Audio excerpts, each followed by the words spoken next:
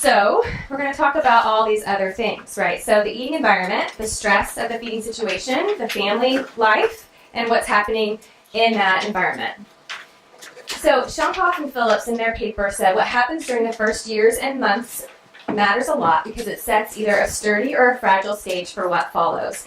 And I like to think of my husband being a home builder, I like to think about the foundation, right? So if your foundation is terrible, what you build on top of it is going to be very shaky. And it's not going to be able to endure the long-term use. Okay, so if a child's start in life is really fragile and shaky because of a variety of reasons, we all know there's lots of reasons why they might be shaky, they're not going to have that sturdy foundation to jump off of, to acquire those more refined skills, to be able to continue to grow and develop skills. They may just stop where they are because they don't have a good foundation. So really thinking about that. And I also apply this to parents. So if they have had a really rough start with their child, their perception of feeding is warped. It's changed. It's very different than a parent who has a great feeding experience from day one. So they have a fragile, shaky start too. So thinking about them as well. Family dynamics are a really important thing to be looking at. I don't know if you guys have come across these measures. They're awesome. The group Feeding Flock, they're doing a lot of research right now, a bunch of different therapists coming from some different groups, and you can look at these, look them up, and they will send you the PDFs, and they're great. I use them all the time to get an idea of where families are, how much of a struggle this is for them, how much problem are they having at home, how are the kids doing.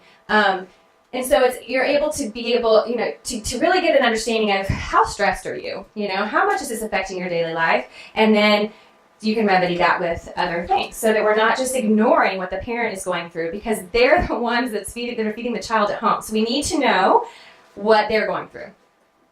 And then what's the context? Are they in crisis mode? Is this child about to get a G-tube? Is this child do they already have G-tube? Do they have an N-G-tube and they're waiting to see if they're going to eat before they get a G-tube? Are we dealing with a medically complex case where they've got respiratory issues and cardiac issues and a syndrome and all these other things? Are they in a crisis mode or are they just in a different situation as far as the way the parents are controlling the situation? Is it a child that's pretty neurotypical but is in a situation where the parents are very rigid and controlling and are absolutely set on they have to eat this much in this quantity at this time? And then what's the parent reaction to feeding struggles? I mean, we're all different. We bring our personality to the table. We bring our personality to parenting. So whatever the parent's personality and temperament is, they're going to bring that to their parenting and their feeding strategies as well. So if they are very laid back and fly by the seat of their pants, that's how they're going to parent and that's how they're going to feed. If they are very type A and very structured and want everything to go perfectly, that's how they're going to parent. So when you are talking to parents, you're getting a feel for how things are going at home, and you can see where might be some hang-ups for the parent both ways, right? So because it can be challenging to have both extremes. So Suzanne Evans Morris is my favorite person in this world. She wrote the foreword for our book so graciously and has been such a good friend ever since. And I had the great honor of going to her workshop in Virginia, about 5 years ago. She says, happiness is the most important factor at mealtimes and in therapy programs to help children develop feeding skills. Unhappiness gets in the way of helping children move toward their most comfortable and skillful relationship with food and liquid.